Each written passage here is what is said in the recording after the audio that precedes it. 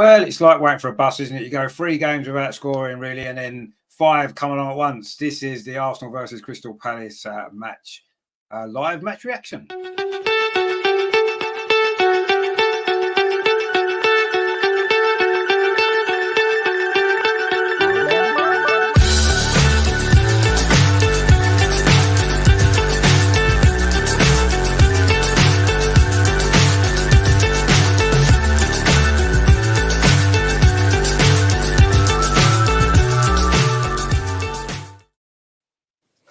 And joining us, we have got our favourite panel on the channel. It is, of course, Lee, who's changed his name for tonight, and Neil, of course, as well. And I mean, obviously, we've had a few struggles of recent games, but today was something a little bit different for a change. Lee, good to see you again. How are you? Yeah, I'm very well, Rich. We got a bit cold. Just ears are thawing out from the game. Didn't go over that, which is a bit silly, but I'm good. Headphones, that'll keep your ears warm. I should have done, yeah, these things, yeah, absolutely, yeah. Yeah. But obviously, good game to be at. Neil as well. Good to see you. How are you today? Hello, mate. Yeah, got to try and put a bit of a brave face on today. I've had a few issues happen, which not good. But I was at the game, managed to try and get through it, and yeah, as Lee said, it was a good one to be at, I guess. But yeah, hope you're both well, and thanks for having me on. No, pleasure as always. For me today, it was a strange game in the sense that we probably created more opportunities against West Ham and against Liverpool and didn't score. And then today we create less chances and score 5 goals. And yes, 2 of the goals were in stoppage time when the game was done. But even so, a 5-0 win is always nice. And yeah, Crystal Palace wasn't up to much, to be perfectly honest, but you know, it is what it is. You play who you've got to play. And I think maybe after the run that we've had going away to Dubai, this was probably a good game to come back to, wasn't it? Crystal Palace at home. I know we've had a few issues with Palace in recent years, but it's a sort of game. If you could have picked a game to have played this weekend after the break, this would have probably been one of the ones on the list, wouldn't it? I mean, Lee, what did you make of the performance? Because I mean, for me, it wasn't much different to a lot of our performances this season. You know, we played pretty well at times. We had some sloppy moments, but in the end, we won 5-0, and that almost covers up everything else, doesn't it? Yeah, it does. As you say, Rich, it was a strange one. Yeah, I think we had 30 odd shots against West Ham. God knows how many chances against Liverpool. I don't remember too many chances, if I'm honest, in the first half. I mean, again, it was a pretty standard performance in terms of we had a lot of possession of the ball. We moved it around pretty well without creating anything really clear cut. First half I'm talking about. And what's the old saying? Goals change games, right? So the minute, and I always think Saliba and Gabriel should score more goals, actually. Well, Saliba should, actually. I think Gabriel's, I can't remember what total he's got. He's right up there, isn't he? He's near the top. In terms of goals for a centre half. So he's he got us out of jail, and effectively it's almost like you could feel the pressure in the stadium just release, because we've had 2 home games without scoring. Everyone's thinking, oh no, is it going to go that way again? So that I think it completely changed the game. Obviously, it took the pressure off us. Plus, I kind of think, I wasn't sure what kind of Palace we were going to get. They're not in a great run of form, but that was it for them. I think it was a damage limitation, early goal for us. If they would have kept it a 0-0, obviously the pressure starts. I'm stating the obvious, but the pressure starts to build, and then we're thinking, oh no, here we go again. We get to 25, 30, 35 minutes, but it completely took the wind out of their sails. And yeah, it was an odd one. Obviously, scored again pretty soon after, and it was plain sailing after that. Never any threat. I mean, I don't remember. I don't think they had one shot, didn't they? I think one shot is all I can remember. I can't remember whether it's ended. They had a couple, they didn't have many. No, they had maybe 3 or 4, but nothing to worry about, really, was there? Nothing, one in the nothing first to write, half, wasn't it? Yeah, exactly. Nothing to write home about. I don't think it really. I mean, we've got questions we need answering, right? Whether we can actually break teams down, and apart from obviously the corners, the other goals were kind of 2 were breakaway, and the other one obviously was a pretty decent move. But I think a few times in the second half we were guilty again of trying to overplay it a little bit. Odegaard a couple of sort of a knock him, but a couple of times rather than just play that simple ball, he just seems to want to do a flick, and it's just it's not coming off. Maybe that's a bit critical. It's hard to criticise a team when you won 5-0, but it hasn't really addressed any of the issues. I don't feel, because we still think we've got a problem with the fullbacks. You know, when we're put under any decent pressure, we still, despite scoring 5 goals, we still don't know whether we can break teams down by playing our normal, you know, left to right, knocking on the door game where we kind of create a chance and then bang. There was none of that. So despite winning 5-0, to sum up, I still don't think we've addressed or answered any of the worries that we've all got when we come up against a decent team who's going to attack our fullbacks and are just going to sit behind the ball for half an hour.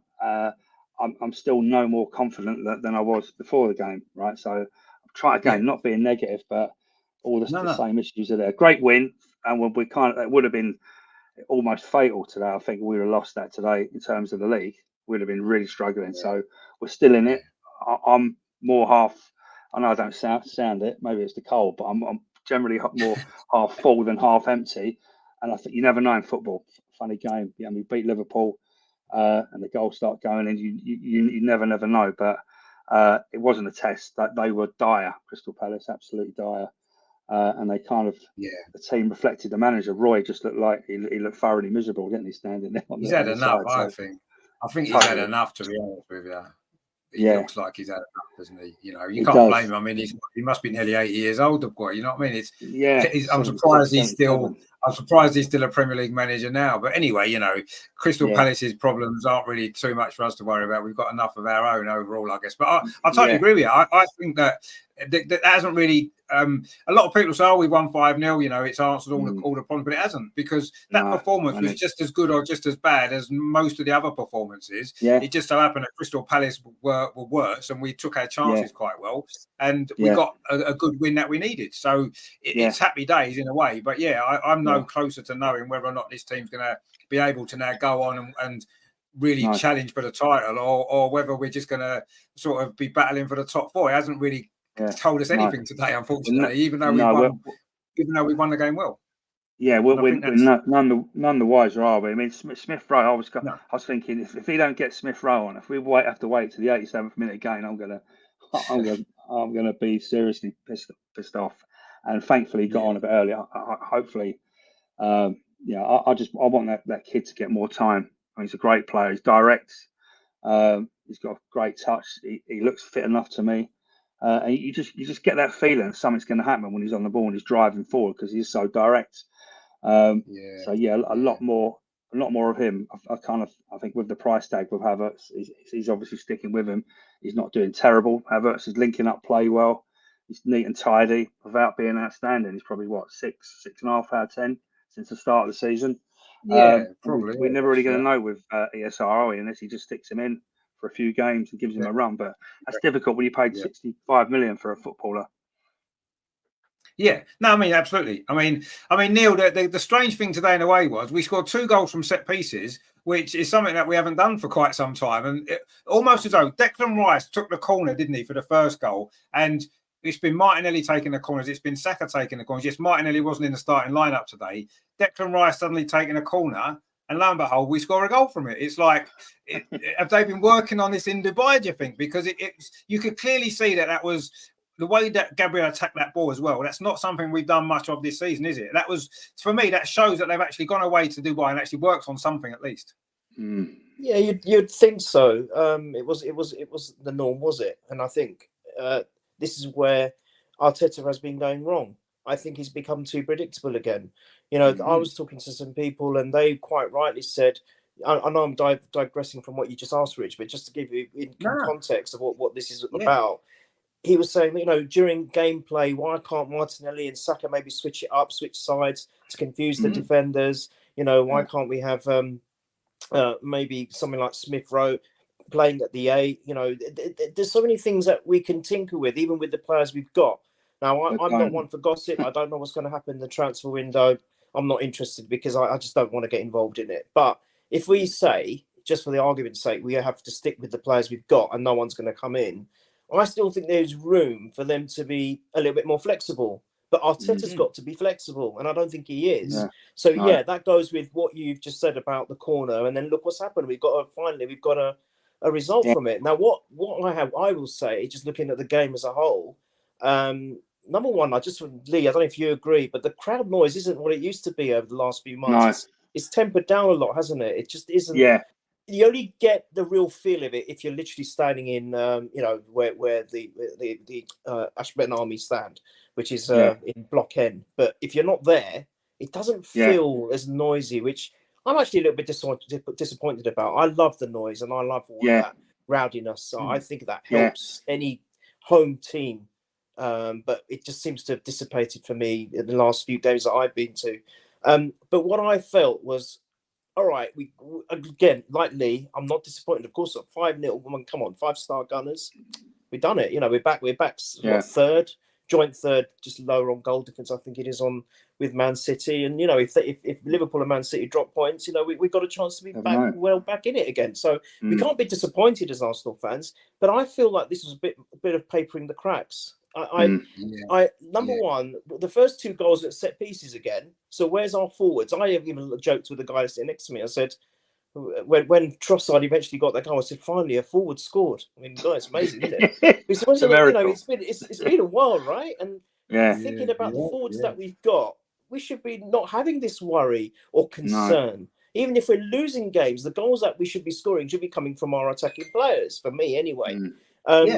But it was a bit of a concern there. And then, unfortunately, because of the situation I've had today, for the first time, I think, in years, I had to leave a few minutes early. So I missed, sadly, both the Martinelli goals, which is great to see because I've managed to watch them on the highlight reel. And for me, they were very Henry-esque, both of them. Were. The first one, I think, was assisted by Nketiah, a very Henry-esque goal. And the second one as well. Now, if there is a consolation to this, it's maybe he'll get his confidence and his eye for goal back in, because at the moment, sadly, Saka hasn't got that. So I think as long as one of our wingers has got that back, that's going to help us going forward. Because earlier this season, I was citing Saka and Martinez as two best wingers in the league, and then obviously that's dropped off significantly lately. So to have one of them back, I hope it's not a one-off. But then I reel myself back. I'm sounding really negative, which is so unlike me, isn't it? I reel myself back to the 5-0 win against Sheffield United. And then if see the games around that weren't that great. We got the 5-0. Nketiah got a hat-trick, didn't he, that day? And he's like, look, Nketiah, you can do it. And do it. For me, it was a one-off. And I think you two were bang on. You were bang on. We haven't really done anything so much differently today that we have been doing. The only difference is we've actually bagged our chances. And also Crystal Palace probably weren't defensively as cute as maybe the other teams we've recently faced have been. And I think that's the difference. But look, we'll take a 5-0. End of the day, we can only beat who's in front of us. We'll take a 5-0 and hopefully we'll use that as a stepping stone going forward. But I need to see two things. Lee, what you said, Emile Smith-Rowe, even the short while that he was on today, he did two or three amazing runs. Good. I was on that side of the pitch where we were attacking the goal. Two amazing runs. Yeah, exactly. He's dynamic, he's progressive, and he's good with the ball. I do not understand. I'm sorry, I know what you mean. Kai Havertz is a 65 million player. I wouldn't, as a manager, have any problems starting Emile Smith-Rowe and having Kai Havertz come as an impact sub. Because I think Smith-Rowe needs minutes. Because you give him minutes, you watch that boy escalate. You just watch it. It will happen. No. He's too good for it not to happen, as long as, touch wood, there's no injuries. And then the other thing is I think Arteta has got to start being more flexible with the way he sets his players up. Or give them the freedom in game to do some change arounds. Yeah. Because I think that will be fruitious for us. If that's the right word. No. I mean, I definitely agree with you. I mean, the Emile Smith-Rowe thing was quite interesting today because before they went away to Dubai, there was a lot of talk about the little game time that Emile Smith-Rowe's been getting. He's been coming on with 5 minutes to go and all this kind of stuff on a regular basis. He's not been getting any opportunities. Then there's been a lot of talk about it, hasn't there? There's been a speculation West about him Ham. potentially leaving West Ham and all this, that, and the other. Yeah. Aston Villa apparently been interested in all this kind of stuff. And then when they go away to Dubai and they come back, and suddenly the first game back, he brings him on after 65 minutes, whatever it was. Never done that. He's done that for ages. An actual proper opportunity. It's like, is that due to the pressure that was building up before? And he thought, well, I've got to do it. So he's done it today in a game that we're already 3-0 up in, right? Yeah. An easy game for him to bring him on. Will he give him the same amount of minutes in a game against Liverpool, in a game against Manchester City, in a game where it's maybe a tight game and we need to go? I don't think he will, because I still don't think he trusts him. I don't think he does. And today was just an easy opportunity for him to say, you lot can shut up now. I've given Emil Smith-Rowe 25 minutes. And that's it. And I reckon in the next game, like you said there, Neil, I agree with you. This game doesn't fill me with confidence to think, we're going to go on a run now. It's the start of a long run. That performance today didn't strike me as that. What it struck me as was very, like you said, very similar to the other games. We got 2 goals from set pieces, which we don't normally get. So that's put us 2-0 up. That's basically killed Palace off. We got one really good goal in the second half, Trossard on the counter attack, which was a nice work, great move, a great finish. And that's the only really decent goal we got. Yeah, yes, the other 2 goals from Martinelli were good goals, but the game was 3-0 in stoppage time. It was over. Palace had given up. Spaces that there was there for Martinelli. He had the whole space of the Emirates to play with, didn't he? And he took his goals well. Brilliant for him. His confidence is going to be given a boost. But it's almost like it's not a 5-0 game, really, is it? It's like a 1-0 game, 2 set pieces and 2 stoppage time goals, really. In reality. But we've took our chances when they came around, and we've got the goals and we won 5-0. And let's not forget, sorry, Rich, let's talk about Raya. Now, I think Raya was better in a few circumstances today. I felt a lot more comfortable with him. But he did make that mistake, didn't he? Saliba did a great piece of skill, and then Raya just pushed it, sent it to the opposition player, which led to a great save. So everyone can talk about a good save that he made, but actually you caused that situation to make that save after Saliba actually did some good work. He did though, Neil. But if you remember last season, Aaron Ramsdale gave the ball to opposition players, and he didn't save them; they went in. So at least David Ray, he made a mistake. No. And he made up for it with a save. You know what I mean? And I thought he played well today. And also, kudos. One of his best games. And kudos to him, because at the end of the day, that was a great. A pass to distribution. There you go. A great distribution to Jesus to set up Trossard, wasn't it? I mean, Rich, what you say about Smith-Rowe, about I think a lot about this, about not trusting him. I honestly think it's more of a case, because you kind of read social media and the people say, he's not fully fit. Well, of course he's fit. He's on the bench. He needs a footballer needs minutes in a game of football, right? And you can basically you can quickly build a couple of good performances, and I think, as Neil says, he would be absolutely flying. He could easily be back to the player he was 3 or 4 years ago, right? But unless you give him that, it's not going to happen. I don't think, I could be wrong, it's a question. He's not looking at it in training going, I'm just not sure, because you can only really, I used to train with players who I used to think, well, they're not much cop. Get to a Saturday, and then you're thinking, blimey, they're a player, right? We know he can perform.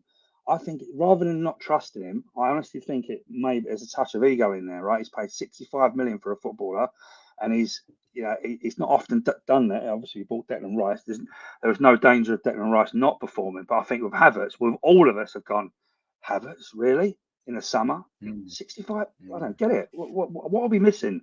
So I do think there's an element, and I could be completely wrong, but I think it's almost like his reputation, right, in picking a player, because it was so left field, that signing, it wasn't true. So I think there's a large part of that working against Smith-Rowe.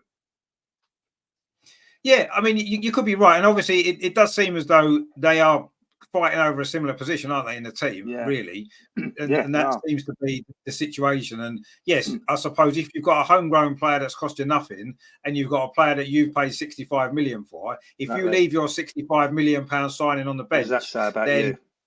Yeah, exactly. So maybe that's a point. And I do think that's definitely a factor. But I do feel as though, just listening to some recent Emil Smith-Rowe interviews, I get the feeling that positionally in part of the system on the pitch, he's not maybe doing what Arteta exactly needs him to do. And that's why Arteta has not been picking him in the team. And I think that's a little bit of a trust issue, whether he trusts him to do that role that he needs him to do. Obviously, he trusts Kai Havertz to do that role, because Kai Havertz is getting starting most games. He's playing a lot of minutes, and but I don't know. I'm finding that difficult to get my head around. Yeah, and you could well be right, Rich. So my obvious, I suppose, response to that would be, what's our Kai Havertz doing that we're all missing? That if we suddenly took him out of the team, because at the moment I'm thinking, why didn't we try harder to keep Xhaka? Obviously, the decision was made to get Havertz. That's probably done and dusted.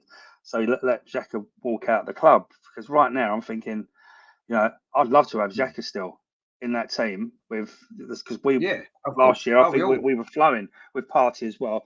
Partey is a massive. There's no doubt about it. I think me and Neil said it. 2/3 of last season, he was our best player. Fact, he was. I know we can't trust him, but so we haven't really found that fluidity again, have we? No, we haven't. We haven't, and I mean, it's not just down to one player. Of course, it's not. No, or two players. In fact, you look at Xhaka and Partey. I mean, I think Xhaka was a key player last season. There's absolutely not, and I think he's been a key player for a few seasons actually. But last season in particular, he really did come into his own, didn't he? Because he was scoring goals as well as adding the rest of it to his game. And Kai Havertz, I agree. I don't think it's almost like some games I almost forget Kai Havertz is even playing. Because he seems to do very little. I'm sure that's not the case. He just doesn't stand out, does he? Because he's not doing fancy things. He's not taking the ball around for players. He's not sprinting scoring goals. No. He's not scoring many goals. No. So I think he maybe does go unnoticed a little bit. Yeah. Which maybe isn't his fault to a certain degree. That's his style of play. But it's like he's never going to get away from the fact we pay 65 million for him, and after time we don't even notice he's there. And that that can't be right, can it? No. To me, that doesn't add up. It doesn't make sense. It's like, come on, for a player that's supposed to be this great player that you pay that money for, we want to see what he can actually do, what he brings to the table. And I don't see that he brings very much. He probably does. Maybe it's more subtle what he does, and it's difficult unless you maybe you follow him around the pitch all the time with a camera and see exactly what he's doing. Maybe it's easy to miss the little subtleties of his play. I don't know, but I don't see it. Maybe, mate. Because do you see it? No, sorry, Neil, go on. Sorry, I was distracted. Sorry, my apologies. Go on. No, I'm saying with Havertz, we were saying that sometimes, most of the time, you don't seem to notice he's even playing. But is it more the little subtleties that we're not spitting? Do you spot what he's bringing to the team or not really? Because I don't. Lee doesn't. Play, maybe. It's such a difficult one. In the beginning, no, I didn't have a clue what his role was, what his purpose was. I just didn't have a clue. I don't think many of us did. We didn't understand why. And what upset me more at the beginning. Look, I've got nothing against the player, by the way. Before anyone starts having a go, there is nothing. This is not a criticism of the player at all. But because of him, we started experimenting with something that wasn't even broken. Yes, we fell off the wagon a little bit at the end of last season, or fell off the chase a little bit. But I still, as I said to you so many times before, and I'll say one more last time, that a lot of that had to do with the loss of Saliba and Tomiyasu in one game. We lost two key defenders. That was a massive component in my opinion to derail the season. So it wasn't anything that was essentially or quintessentially wrong with the setup of the team. Then all of a sudden you get these summer signings. Yes, Declan Rice amazing. Timber would have been amazing. Raya is starting to come into his own now. Even I'm starting to warm to him. But it's like Havertz, he came in, and because I think the price tag thing is a massive reason for it. A little bit like I think Wenger was pressurised always to play Ozil no matter what, because he was like our most expensive signing ever. I think at the time it was a marquee signing at 45 million or whatever it was. And I think this is a similar situation where he's forced to play him. But not only is he playing him, and we didn't even know what position he should be in, but because of him being included, we started playing Partey as an inverted right back. I mean, completely messed the balance of the whole team. So in the early days, no, I didn't understand any reasoning as to why he was there. Lately, I have to say, I've swayed a little bit, because I think there's been some games where, I know you guys are saying you haven't seen it, but I think he has been a little bit, I think playing in a more of a number 9 area-ish and being a little bit more up front, he has given the defenders something else to think about, in my opinion.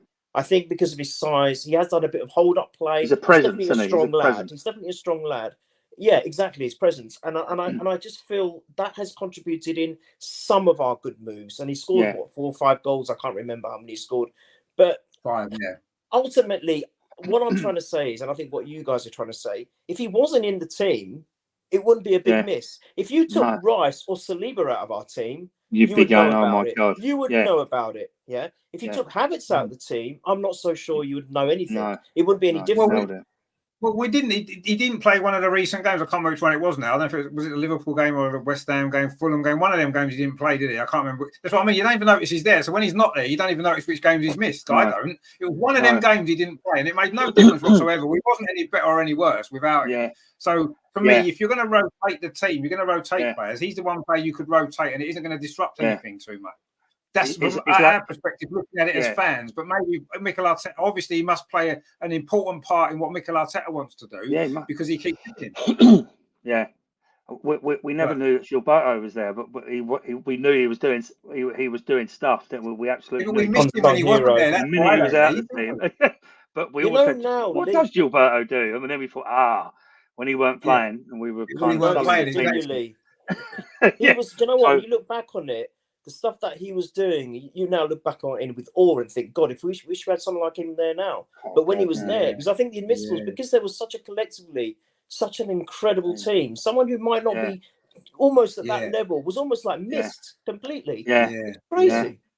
Yeah, it was. Absolutely. Spot on. So, so like I don't want to be critical. I mean, he's obviously a player. I've seen him a few times when he played for Leverkusen, and he's decent. He's got the height, he's got the physique, he can get around. His touch is good. I mean, like you, some games I watch him, I think, nice touch. And as you say, push further forward. He's big. I mean, Jesus and Eddie are never winning anything, are they? Anything kind of flicked on. He did it against City at home, and he did a good flick today over on the right hand side. You think, I can see it. He just gives us a little flash, and you think, hold on, I can see something there. Then he disappears again, and exactly like Rich said, especially in the first part, more in the first part of the season, I'm sitting there thinking, I didn't realise Havertz. I didn't realise he was even playing. And then as the games wore on, people on social media came and saying, he did all right today. I think he's getting better. Do you know when you're seeing comments and they're like, it's almost like wishful thinking. I'm sure the weather's a bit better today. I'm sure it's a bit sunny.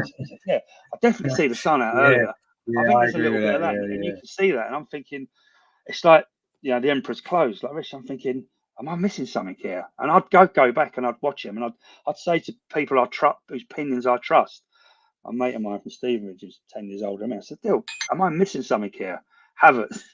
Because other people seem to think he's improving. I'm like, I'm saying I'm being harsh. Of course, you got to give him time.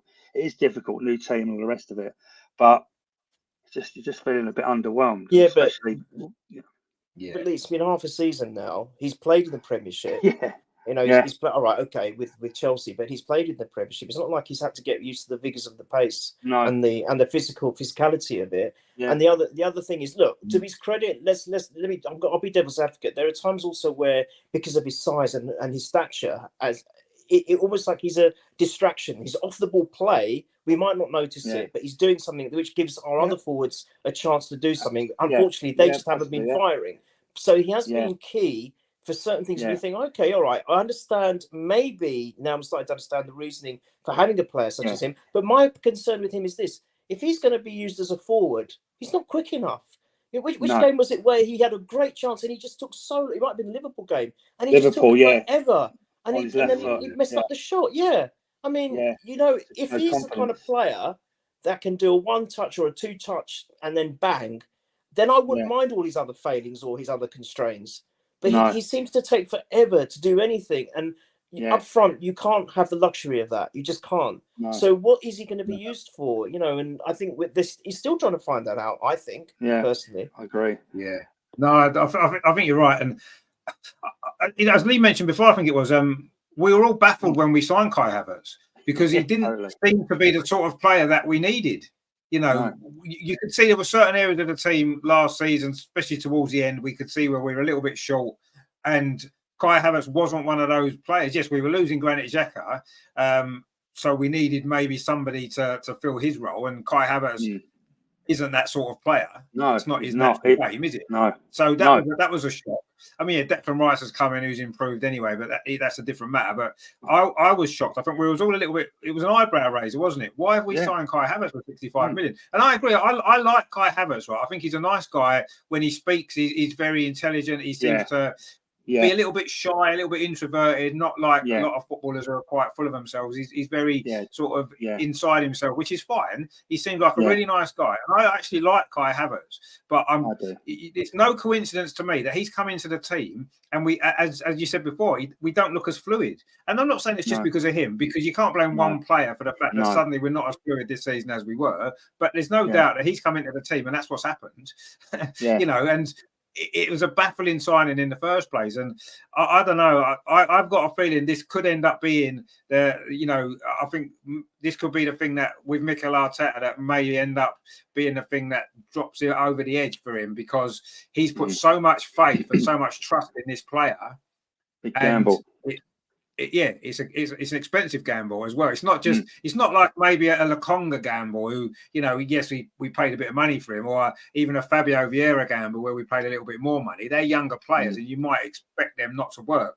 But with Kai Havertz, yes, he's still fairly young in terms of age, but as we've said, he's got the experience. He's played in the Premier League and nothing struck me. If you was looking through Chelsea's squad last season, thinking which of the Chelsea players could we do with maybe to give us a boost, he would have been last on the list probably, or one of the last players that we would have wanted out of Chelsea, wouldn't it? And yet he's one that we buy it. And it made no sense at the time. It makes less sense now we've seen him play.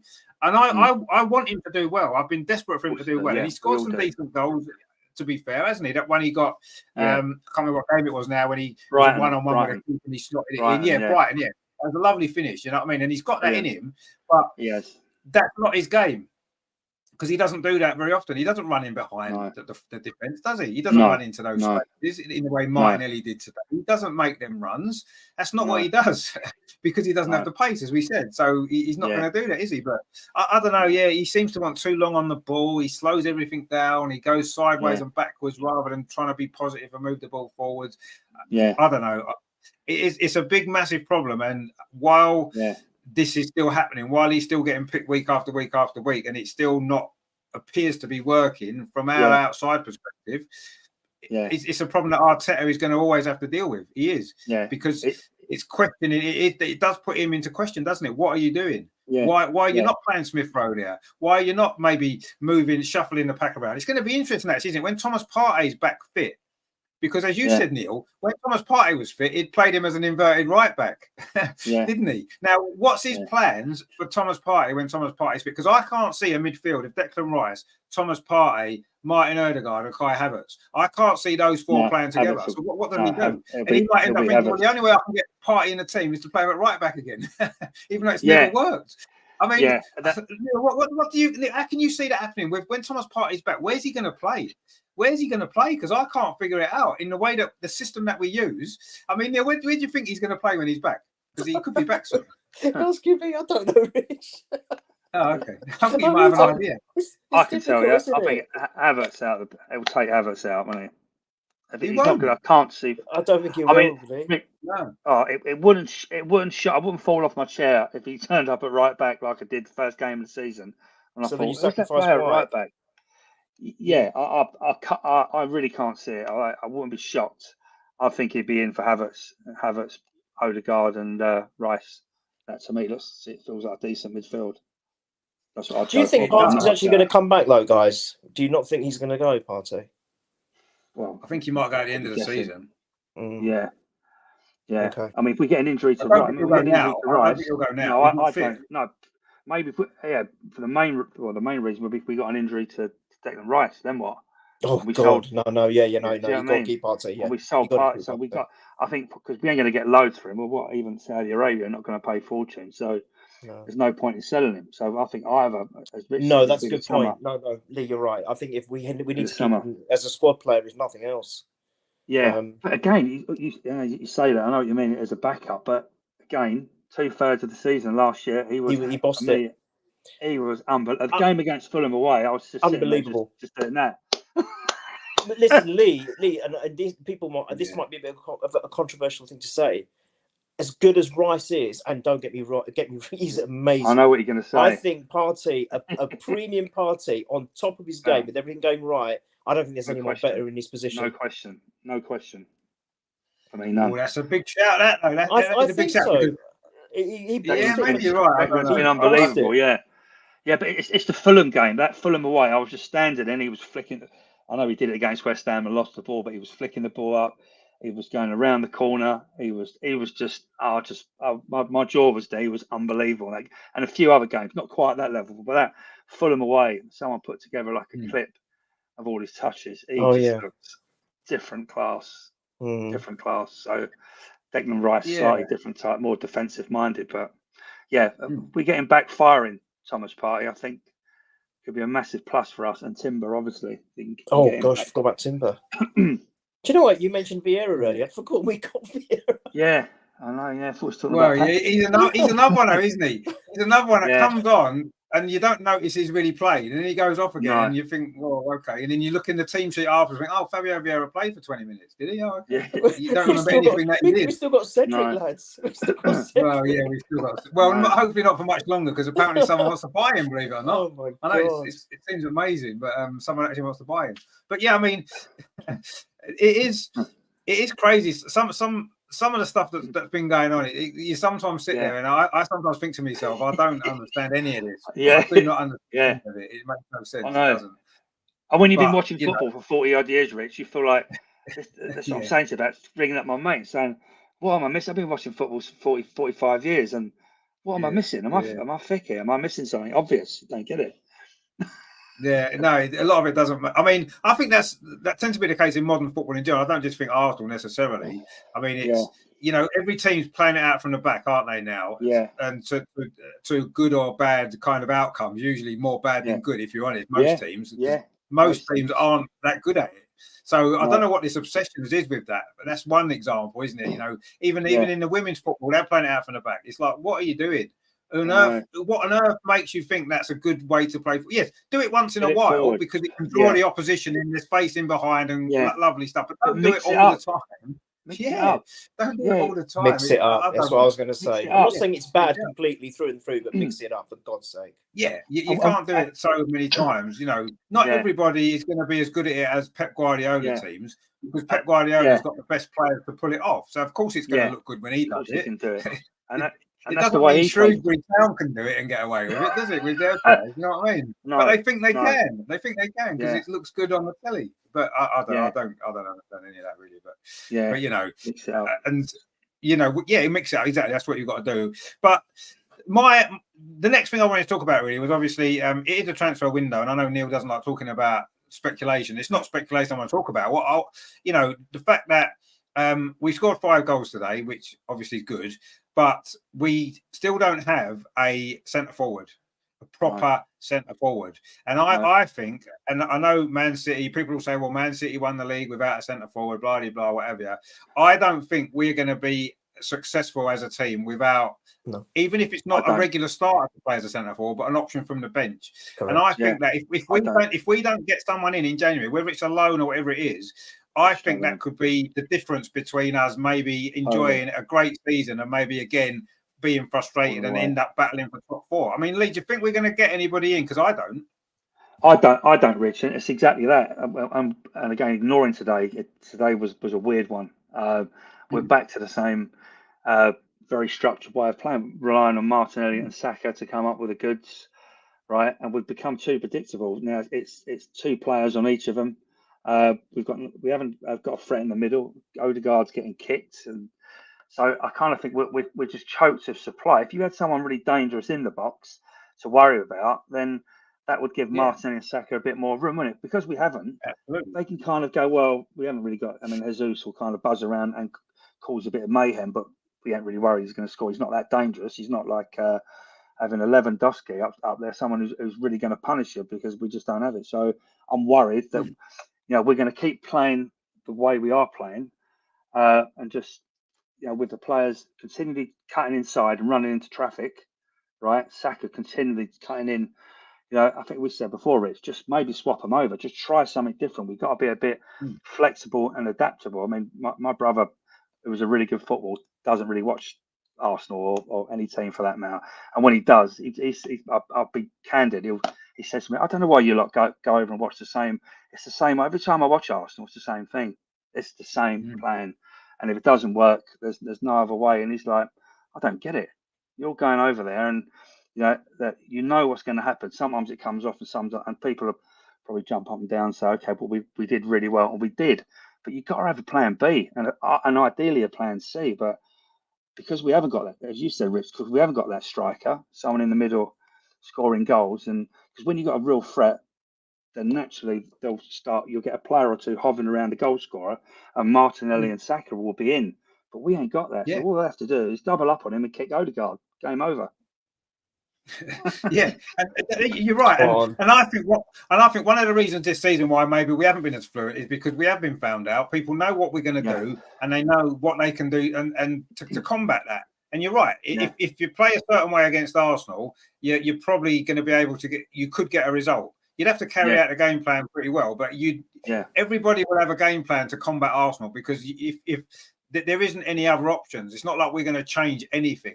So you've only got to watch one video. But when Mikel Arteta probably watches some of our opposition, he's into all this video stuff, isn't he? He probably has to watch 5 or 6 games of the other team to figure out all the different things that they might do.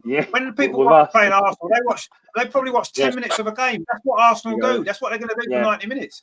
And we don't change it. We've done this for 4 years. It's the same for 4 years. We haven't changed the players, but we haven't changed what we do. And it's crackers, really, isn't it? But it's just, I think that's the situation. And you're right. If we was to buy a centre forward and give ourselves a focal point up front, it changes the focus of the defenders. You're absolutely right. And it might well mean Saka and Martinelli get more space. It might well mean Odegaard's going to find some bit more pockets of space that he used to find and he's not finding anymore. And I think that would make a massive difference. We need a bit more movement up there, don't we? That's the problem. We are far too predictable with our movement in that final third of the pitch. And yesterday we scored 5 goals, and people say, well, we scored 5 goals. Yeah, but we said 2 in stoppage time and 2 set pieces. It wasn't flowing football. We got us in goals. The 1 goal was brilliant. The third one, but other than that, that's it. We don't even have the option, mate, do we? Of Eddie's got no height, so it's not like. Every now and again, I've said it before. City did it against us at the Emirates last year. About 3 long balls over the top where Saliba's got hold of Haaland's shirt and he's trying to drag him back. And we were really under the cosh. Just 2 or 3 long balls. We can't do that because Eddie's quick, but he's not quick enough. And he doesn't have the height and the strength, does he, to kind of give someone the elbow, knock him off balance. He's never going to do. He's too short. He's 5'9". So we don't even have that option. We don't even, as you said, Rich, somebody off the bench, 20 minutes to go. There ain't many Peter Crouches out there, but I'm going to go back. A lot of people are going to know who you're talking about, Lee. Mick Hartford. Somebody come on and start causing a bit of mayhem. Mayhem. Exactly. Yeah, that's what we're. And not even that really. I'd actually like to see a centre forward as an option like Olivier Giroud, who's got a little bit of quality about him, who can drop in, hold the ball up, link the play, and he's going to attack that near post. He's going to get himself in the box. He can head the ball. He's strong, and he's the most handsome footballer ever as well. And what more is there? Yeah, exactly. Yeah. But I prefer a player like Olivier Giroud. I know what you're saying about a Mick Harford. Yeah, just a battering ram who just like. Yeah, but we're better than that. We're Arsenal. You're right. We should have someone of the quality. Yeah, I'm getting desperate. That's how desperate. And he always turning to Mick Harford. But you're right. We want quality. We're Arsenal Football Club. We should. I mean, Giroud is fantastic. Probably had his day now. But the goal against England in the World Cup just got in front of Harry Maguire. Rich, you could probably get in front of Harry Maguire at a corner, but that'd be a quick thinking. Bang, right? Goal. England are out of the World Cup. And that's what Arsenal need. If not, we'll give Mick a ring. Well, maybe, maybe see what he's up to these days. But that, I mean, it is. That's what it is, isn't it? For me, it is having an option. I don't expect Mikel Arteta to change his philosophy on football, the way he wants the team to play. No, he's not going to do that. And fair enough, but you kind of got to admire that in a certain way. Yeah. But what you have got to have is you've got to have an option when things aren't working. When it's, like the West Ham game, for example, like the Liverpool game, for example, you go a goal down. What can we do? The Fulham game. What changes can we make to alter the outcome of this game? And that's been my biggest frustration over the last three years in particular, is that we don't have that option. If plan A doesn't work, we're knackered. and we've got no other choice other than to keep going with plan A and eventually hoping it can work. And most of those games, it won't work because it hasn't worked for 75 minutes. It's not going to work in the final 15 minutes usually. So it's just, I mean, Neil, it's the option, isn't it? I think we desperately need a centre forward, a proper centre forward, whether it's a Giroud type centre forward or not. I don't really care at this point. I'm getting to the point where it's like we need to get somebody in, don't we? We 100% we do. End of the day, you boys have just nailed it on the head. It's about, at the moment, Saka and Martinelli get doubled up or even trebled up, so they can't even do anything. They get kicked off the park. More so Saka, I guess. Martinelli can worm his way through, but then his last final pass is always it's not really there, is it? He's either passed to a defender or he's just not done the right pass or the cutback or whatever you want to call it. And then you've got Odegaard, who has been absolutely scintillating when he's got the freedom, but then they know how to suffocate him now. So, like you said, our main threat is nullified. The only thing is Crystal Palace couldn't do it today because that's exactly how the last few teams have played against us. So what do you need? You need someone who's big, and I've always wanted a Drogba player. Always. I mean, I like the Giroud one as well. I don't know why we sold Giroud. I will still never understand.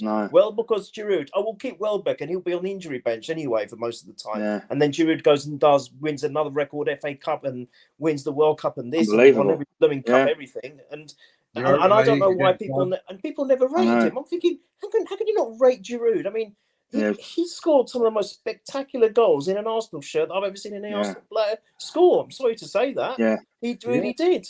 And you know, he would have been perfect. But, you know, even Drogba, so powerful, so strong, always was a thorn in our rear end. Nightmare always. for us, man. You know, and you know, we need that kind of player. Like you guys said, he doesn't have to start him, but he's an option to come on and be an impact sub and a massive impact when things are not going away, because then it gives the defenders something else to think about. Then they can't just resort to kicking Saka off the park. And they have to show some enterprise and thinking, all right, we've got to worry. If we focus our attention on this big Drogba fella, then Saka's going to get some freedom, or Martinelli's going to get some freedom, or Odegaard's going to get some freedom. It's about distraction. I did cite a little bit earlier that Havertz does a little bit of that, but he's not fast enough. Strong enough. He ain't physical enough. Yeah. And he's finishing, let's be honest, okay, not bad when he has a chance, but on a plate, he takes too long to give himself that chance. Whereas you need one of these forwards that's just going to be in there, boom, done, and change a game. We don't have anyone on the bench that you can say with confidence, Lee, Rich, that, all right, it's not going our way today. Say, for example, it was 0-0, Crystal Palace by 75 minutes. Who would you have said from the bench can come on and change the game? Nobody. But this has been the problem for a long time, Neil, isn't it? It's been a problem. So this was a problem last season. This is why we didn't win the league last season. Not because our first 11 wasn't good. It was because we didn't have enough strength on the bench to come on and change the game when you need to. And when players are injured, and, you know, obviously Saliba we know about, we mentioned already. But the problem is people are going to say, but we've got Eddie. No, Eddie isn't the answer. Look, I don't, as I said, I'm not one of these people that like to witch hunt and get on people's backs. But Eddie, it's staring you in the face, will be better, exactly, Lee. Eddie would be better off going to another club, and he'll probably be really successful. West Ham, maybe. For the levels that Arsenal want to go to, Arsenal. I'm not going to beat around. I'm not a trophy hunter, guys. But Arsenal really should be challenging for the title. Arsenal really should be having a good run in the Champions League. They should be having a good run in the FA Cup. They should be doing that not one every 5 seasons, but every season. That's how big the club is, and we're not going to do that. With all due respect, with Eddie Nketiah as our front man. No, it's not going to happen. Well, you've got to ask yourself this, right? We're supposed to be battling against teams like Liverpool, Manchester City, you know, this season Aston Villa potentially, even maybe Spurs who are doing better than most people expected. But Eddie wouldn't get in any of their squads, any of their teams. None of them other teams would take Eddie. Chance. Absolutely no chance. So if they won't take him, what makes anybody think he's good enough to take us to that next level? He's not. He's been here long. He's not 18, 19 years old anymore. He's 26. Do you know what I mean? If he was going to reach that level, he would have reached that level by now, a long time ago. Do you know what I mean? And why people refuse? Why I don't know. We seem to have a big part of our fan base don't want to face up to reality. And if you try and face up to reality, you're called negative. You're not a real fan. You should go and support Spurs. All this kind of stuff, right? And you're absolutely right, Neil. The reality is, you know, we can love Eddie Nketiah as a guy. He's come through our youth academy. We want him to do well. But if we want to challenge and win big titles, he's not good enough. That's a No. fact. That And the can't be story. argued with. Agreed. I don't care what anybody says. That cannot No, be argued with. fact. He is not good enough I to take loved us to that next Holding. level. I loved Holding. Holding didn't Well, even come Holding, from the exactly. academy. He didn't even Yeah. come from the academy, but No, I he loved didn't. him. But I'm sorry, Yeah. as nice Yeah. as he is, he was at He weren't his good very enough either. maximum, at his very maximum best, was still not good enough for us. No, of course. And No, Aaron long way Ramsdale's off. another one. Aaron Ramsdale's a nice guy. He's a funny guy. He's got personality, but he's not good enough goalkeeper. I said this last season, and so it's not. This is not just now. Last season, I said that one of our biggest problems was we didn't have a goalkeeper that was good enough to win us the league. And as it turned out, when the pressure was on, he started passing the ball to the other team, letting in goals right, left, and centre. And that is another example. And there's Arsenal fans there who even now people are putting a poll up. Oh, please don't let Aaron Ramsdale go. Aaron Ramsdale should be number one. No, he shouldn't. Maybe David Ray is not quite good enough. I don't know. He played better today. He's getting better as the season's going on. That's a different issue. But for me, Aaron Ramsdale isn't good enough to win the league. You're not going to win the league with Aaron Ramsdale in goal as your number one goalkeeper. You're not going to win the league. 100%, and you're not. We'd have been better off having Bert Leno still in goal because Bert Leno, I'm not saying we'd necessarily win the league with Bert Leno. There's no frills. There's no frills, is he? He gets the job done. He gets the job done. Yeah, obviously Martinez would have been the better one to have kept, but we couldn't have kept him anyway. We wanted to go. But you know that's irrelevant now. The fact of the matter is, our fan base needs to start waking up to reality that some of our players, as you might like them as people, you might like them as personalities. That's great. We all do, but you've got to face the reality. We're a football team that's had to win matches and try and win these big trophies. As you said, Neil, every year we should be challenging for trophies every single year. Yeah, we're Arsenal, sentiment goes out the window. Yeah, it is amazing. You can't just pick players on because you like them. Oh, he's got nice hair. We should pick him every week. You know what I mean? It is amazing. There is a lot of that. You're a lot of that, and you can't just shake your head in disbelief, don't you? You're thinking, I know I'm not missing any. But he come through the academy. Yeah, of course we all want those players to Michael Thomas, David Rocastle, Merce. Of course you do. Tony Adams. Go on and on, right? O'Leary, they were good enough. They were good enough. That was the difference. But you look at levels again, those players, and again, it's not critical. It's reality. But people won't have it. The majority, right? They're not having it, are they? Because as you say, Rich, it's no. You can't even say Saka's off form. You can't even say Saka's off form. You can't even say that, even though it's blatantly obvious. The levels that he's built himself, he's nowhere near that. Nowhere near it. And Lee, you don't have to go far back to look at the academy players that were great, right? We've got one right now that we're talking about. Emile Smith-Rowe, for goodness sake. Yeah, I know exactly. No, of course, and we all have. And if we were against the academy, why would we be saying we want Emile Smith-Rowe to play? Why would we be saying that? We see it as we say as we see it. And I'm sorry. If Eddie Nketiah was coming on and banging in 2 or 3 goals every 2 games, then we wouldn't be having this conversation. But he's not doing that. No, it's frustrating. Need to do that. No, for me, he wouldn't need to do that. He would just need to be a good enough all-round player to think, you know what, he's good enough to be a part of this squad to win trophies. But he's not good enough to do that. Whether he scores goals against Sheffield United, as you said. He scores goals against the lower-rated teams because that's about his level. You can cope with them sort of defenders. You put him up against anyone decent. He hasn't scored a goal away for about 5 years. You know what I mean? It's ridiculous. Apart from against Oxford in the FA Cup, he scored 2 against Oxford. There you go. That's his level. He found it there. He got 2 goals against Oxford.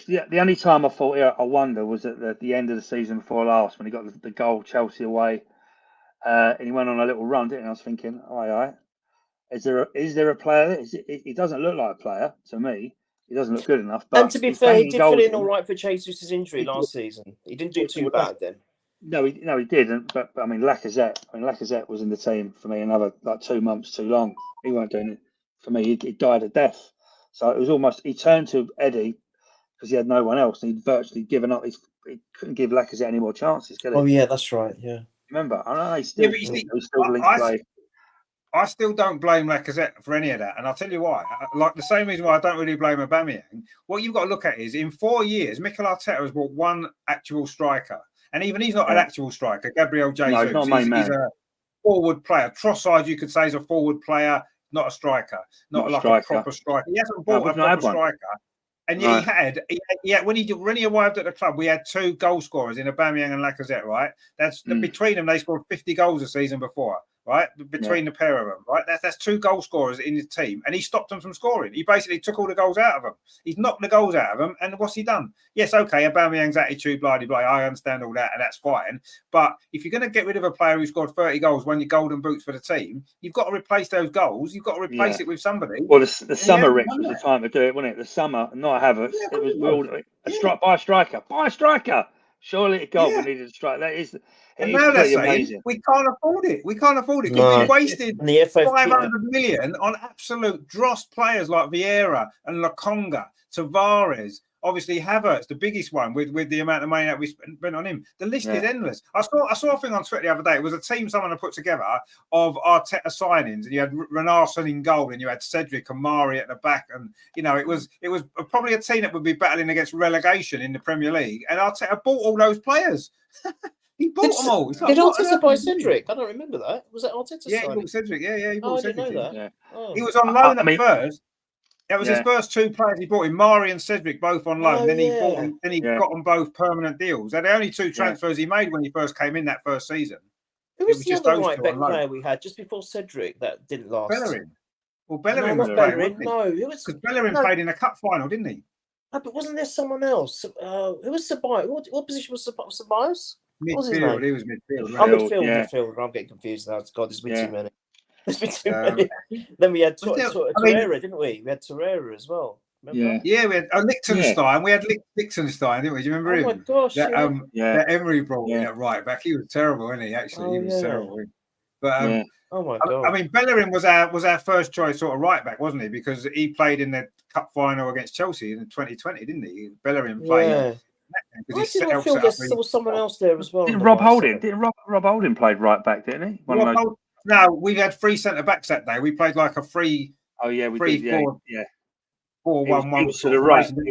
You're right. He was to the right of that, wasn't he? He was the right of the 3. Then you had Bellerin and Maitland-Niles actually was left wing back, wasn't he, in that cup final? That's right. Yeah, I had big hopes for him. Well. Hopes for Maitland. No, I thought he looked decent, but I'm sure we had someone who got a bad injury very early on, and then he eventually just left the club. Who was that? There was definitely someone else in that position. I'm Arteta or before? Probably before. I think you're thinking of maybe. Might be Arteta or Stroke Emery. I don't know. If I remember it, I'll tell you. I'm sure there was someone else. Did they suffer a bad injury? And then right back. Yeah. Or am I thinking about something completely different?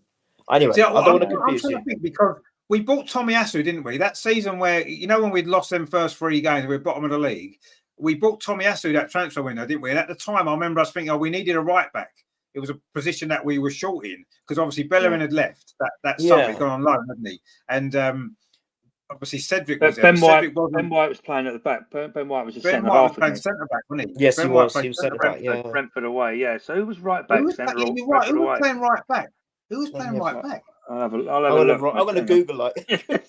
So we are missing a right back somewhere, aren't we? I think we've forgotten about one. We have forgotten about one. Brentford v Arsenal.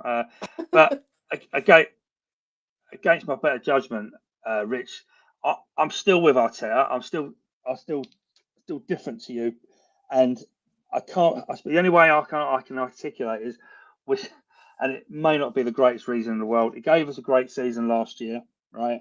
Despite many things he does I don't agree with, we're up there. We're still up there. We're still challenging, right? So maybe I'm going more heart than brain, right? Because I'm quite a logical person, but I'm still going to go. We're still up there. If he keeps us challenging, if he does something, I'm still keeping the faith for now. I know your faith in him is long since gone, but I think I said to you the other week, we're still up there. We're still challenging. Why we are, he's got my support, right? Against many doubts that I have got, but he did give us a brilliant season, and there has been progress, right? We are challenging. Whatever you're saying, we are challenging.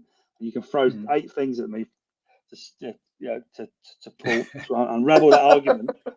And at least 8, probably more. I'd probably agree with quite a few of them, but while he's up there, I'm sticking with him. Neil? No, I'm not saying that you shouldn't do I still think we're in it. I'm going to say we're in it until it's mathematically impossible. I'm sorry. Yeah. Of course. But I mean, in terms of Arteta, we know we're riches. Arteta. I've nailed my colours. No, I mean, I'm with I him. don't. I'm with Yeah, him. I don't think. But look, he's not going to go. Let's face facts. He's not going to go. No, he's not But going. even if there was talk about him going, I don't think it would make any sense to get rid of him now. It just No. who's going to come in at this stage and then change everything. I mean, overall, are you happy to carry on? Not necessarily me. But you. Yes, I am. No. There is a caveat. Yes, I am. I will always back who we've got. I wouldn't. I'm not. No, I wouldn't. I wouldn't just sit there and start saying no. This guy's. No sorry. Correction. Not out, but doubts. Serious doubts. Not out. I'm in. I'm fine to be in, even though I've got reservations. I'm in, but he's got to start being more flexible, Lee. That's the bit that annoys me. He can. Yeah. He has got. The thing is, if you look at our squad on paper, again, forget about transfers in or out. What we've got, I think there is enough there to win the league. I really do. I really do. But he's got to be smart with it. No, he's got to be smart with it, Rich. Yeah, I know Rich doesn't think so. I think look at the bench, Neil. We've already said it. Look at the bench. That bench is without the striker. No, with the exception of the striker. Even with the striker. Look at the cover in defence. Who have we got? If Holding and Gabriel don't play, who have we got? Nobody. We'd have to play Ben White there. Gabriel Saliba, they don't play. Yeah, if they don't play, if Declan Rice was injured, we haven't got the cover. Yeah, and I know you can't cover for every single eventuality. Nobody's got a squad. Maybe Man City might have, but what I'm saying is, when you look at our bench, right, we need three players. You look at our first. I agree. Our first 11, maybe 12, 13 players are good enough, but you don't win the league. You don't win trophies with 13 players. No. You need 25 players to win. You do these days, From 13 to 25, we're too weak. 13 to 25, we're too weak. Yeah, true. Yeah. Okay. I'll rephrase that. He needs, but I just think he's too stubborn. I think there is an ego issue with him and certain players, and I think he does have his favourites. He's got to get out of that mindset. It appears so anyway. I know I'm biased, but I want to see more of Emile Smith Rowe. I want to see a little bit more of some in-game interchangeability between Saka and Martinelli when things aren't working. If we've got the money, I don't think it's supposed to going to happen in January. But if we can get hold of a striker, we blooming well need one to add that to the mix. But yeah, you're right. I wasn't thinking about the depth and injuries. No, I agree. No. If something happened to Rice, if Partey was ready and able straight away as a replacement, it might not be too bad. But because Rice has been on such an amazing level, we will still miss him, even if Partey's there, right? Yeah. And also on the left-hand side, I mean, Zinchenko can't defend. I think that's something everyone at the university agrees with. And then if Tomiyasu's obviously at the moment he's away anyway, but if he gets injured, we haven't got that cover. Even though Tomiyasu was originally bought into for the right, I think we need a left back as well. So I think at the very minimum, ideally, if there was no issues with money and this financial fair play nonsense that's going on, because obviously it only applies to one club that can do whatever they want with it. Yeah. Ideally, we need someone in the middle. We need a left back and a striker. Yeah. So if we got those players in, we've got enough then to win. The strikers the big thing, as we mentioned. Is that the strikers? I can't see us winning the league with the way we're playing. I forget today because we'll keep doing. We'll play our plan A, won't we? Same way. If we don't get that early goal, we're banging trouble, right? Because we haven't got a plan B. And I think Nelson done all right the other week, but again, the problem is. He's a man who comes. He's come through an academy. He'll come straight into our system, and he'll keep playing the same way. Yeah, he'll do his thing, and he was good. But I just want to see something different. Somebody come on and do something a bit off the cuff. Game changer. Game changer. Arteta won't have that. He'll say, right, what I want you to do, go on the right and do X, Y, Z. Don't do anything else. And his brainwashed into him. Too structured. I think they're too scared, Lee, to do something different. Again, that's what my brother says when he watches football. He was a good football brother, and he just says you can see they're all half of them academy footballers doing they're following a script, and that's exactly what we're doing. And we need someone who's not going to follow the script and do something off the cuff. Yeah, and maybe Nelson could do that, but maybe he's too scared, as you say. Yeah, I think so. I don't think he's too scared. I just think that the manager's telling him this is what you've got to do. If you want to get minutes on this pitch, if you want to play for this team, this is what you've got to do. He did it. He's done it to other players, and other players have turned around to him and said, "Well, I'm not doing it," and they've left. right? Yeah. And other players, Tierney's an example, tried to do what he was told he needed to do. It wasn't his strength, and so he wasn't playing to his strength. So his confidence, when his performances dropped, and he's now happy that he's left. And this is a manager problem. This isn't a player problem. It's a manager problem. And while we've got this manager, we're going to find it very difficult to bring in players to this football club, because unless they can fit Arteta's system, it's not going to work. No matter how much he pays for them, no matter what they are, Declan Rice, he wanted Declan Rice because he knew he could get Declan Rice to do the job he needed him to do, because he'd seen him do it at West Ham. And Declan Rice was nice and easy. Yes, I'll pay the money for him. He's nice and easy. But you're getting other players. And this is why, Fabio Vieira's not really worked out. Why Lokonga never worked out. Tavares never worked out. Because they couldn't adapt to that system. Tierney couldn't adapt to the system. And this is the problem we've got. But Ben White is not a particularly good right back. Let's be totally honest. He does a good job for the team because it fits the structure that he needs to play. He's not a great right back. He wouldn't play right back for Liverpool. He wouldn't play right back for Man City. He probably wouldn't even play right back for Tottenham, right? He plays right back for Arsenal because he does the job he's supposed to do for the team. And it works because he can do the limited amount he has to do. Stuff, to play that position. And that's you look through our team, and that's what most of them are doing. They're doing what they're playing almost like robots in second gear. And I think some of these players, Martinelli mentioned it. He was after playing for Brazil. He said, "Oh, it was nice to have some freedom." And I don't necessarily think that was a dig at Arteta, but it certainly appears to be when you can see he plays for Brazil. He can do what he wants. He scores more goals. He plays for Arsenal. He's got to stay on that left-hand side, touch the touchline. And that's what he's got to do. It's what he wanted Aubameyang to do. And Aubameyang's like, no, I need to be in the box to score goals. Stick me in the box and I'll score goals. And Arteta's going, no, you've got to cover for the left back because my left back's going to be in midfield. And if you're not there, we're going to be vulnerable. Well, Aubameyang's like, well, no, sorry, I'm a goal scorer, mate. You stick me up that end and let me do that. And Arteta won't have it. And that's why we haven't bought a striker. Because strikers won't play left back. Strikers want to play as a striker. They don't want to play left back. No. It wasn't long ago where, if you forget last season, where things went for 78 to 85% of the season went well for us, that everyone was talking about how players even during game keep looking at the manager to make sure they're doing the right thing, that he's very animated. He's basically bossing and orchestrating on the side of the pitch. He's not actually on the pitch himself, but he's orchestrating it. And there was a lot of debate surrounding, is that the right way? Is that the wrong way? Are the players literally just almost brainwashed to do exactly that? And if they do anything else, that's it, they are. Right? The reason why you didn't speak about it last season, because we almost won the title. But if you look at it, he still does the same thing. He's still very animated. And I'm not saying there's anything wrong with that. I used to think Wenger was a bit too quiet. I think a mid-range between a little bit of animation and a little bit of just letting the players get on with themselves. But I think the problem was they weren't allowed to, especially the raw talented players, weren't allowed to express themselves as freely as you'd expect, so that they can do the unexpected now and again. Exactly what you just quoted there from Martinelli, Lee, about him having a bit of it, or was it Rich, who had the extra bit of freedom?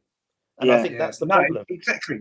Yeah, and it definitely is an issue with Arteta. And I've described him a lot of times as he's like an under-7s coach, right? He's coaching the team constantly from the sideline, which you have to do with an under-7s team because they won't pay attention. And he's doing it all the time, isn't he? He's constantly coaching them from the. I'm sorry, these are professional footballers that you work with all week. If they don't know what they're meant to be doing for most of the game, then you've got a problem with those players, or you've got a problem with yourself. One or the other's an issue, right? You don't need to coach your team for 90 minutes when they're playing. They're professional footballers. You do that to a kids team, and even then, you don't even do it to a kids team. With a kids team, you let them play. Well, you should do. Let them enjoy themselves. Let them express themselves. But Arteta doesn't. You can see that, and you can. I've noticed sometimes some of those players, especially some of the younger players, I've noticed in them. Maybe Reece Nelson is probably one of the examples. They'll do something maybe a little bit unexpected.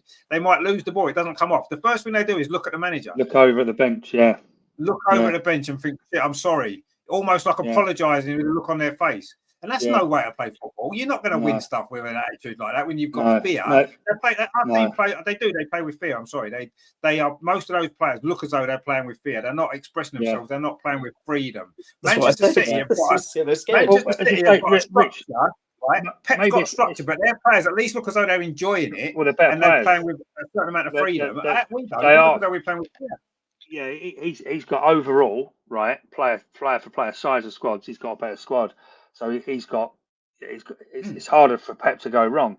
So I think maybe Arteta's got his that control thing from Pep, because Pep don't stand any nonsense. The minute who was it last year stepped out of line? One up there, not Rodri. Who was playing same position as Rodri last year? I'm trying to think. He just got binned off. I can't remember who it was now. But he doesn't take any nonsense. So maybe Arteta is kind of following that lead, the same thing. And he's a young manager, so he's thinking, right, I've got to be in control.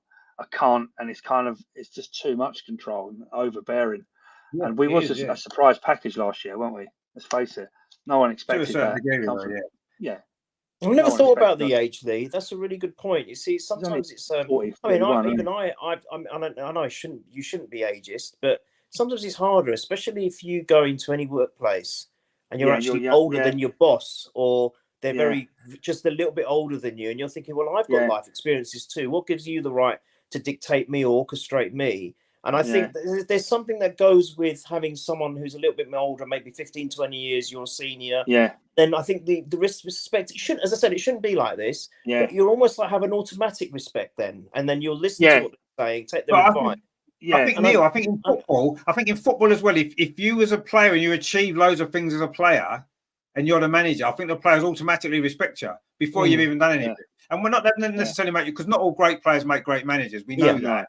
But from a respect point of view, if you're a young player and you've got a manager, say a Thierry Henry, for example, walks into the changing room and tells you stuff, you're going to think he's Thierry Henry, one of the greatest players ever to play football. I'm going to listen to him. But then Mikel Arteta walks in, comes out with all this psychological bloody nonsense, draws pictures on boards and stuff, and you're looking at him, you're thinking, you're an idiot, mate. I can't respect that. What did you do as a player? Nothing. No. You won nothing as a player apart from something in Scotland with Rangers, where everybody wins stuff in Scotland with Rangers. You know what I mean? You did nothing, mate, in your career. Rich, I think it's what comes out your mouth. And Dean, have you ever listened to Dean Saunders? He talks a lot. Obviously, not a great manager. Dean's a good footballer, but he says, doesn't matter who you are, whether you're Thierry Henry or Graham Souness or whoever. He said those players will just what comes out of your mouth, right, in a team talk, right. The minute you start saying stuff that's questionable, or the players think, because they'll talk, the players go, "Did you hear that? You're gone. You're dead." So maybe that's what's happened. So I'm reading the past or the area. It doesn't matter. All you've got is a slight advantage, as you said. They'll go, oh, bloody hell, there's Patrick Vieira, what a superstar. But the minute it take one game, if whatever words come out of his mouth the players don't like, they'll go, don't fancy him, and you're done. So they don't have a lot of. No, that is true as well. Yeah, absolutely. I mean, like I said, not all great players make great managers, but in terms of getting that respect from the players, I think that comes partly from your personality, obviously, as well, and how you conduct yourself. But everybody says, even was it Bukayo Saka? I interviewed him, was it yesterday or the day before? And he was saying, Mikel Arteta is very intense. He's a very intense man. Right? He is. And and I don't think that you can warm to somebody like it's very difficult to warm to someone who's that intense. Especially if you're a young kid.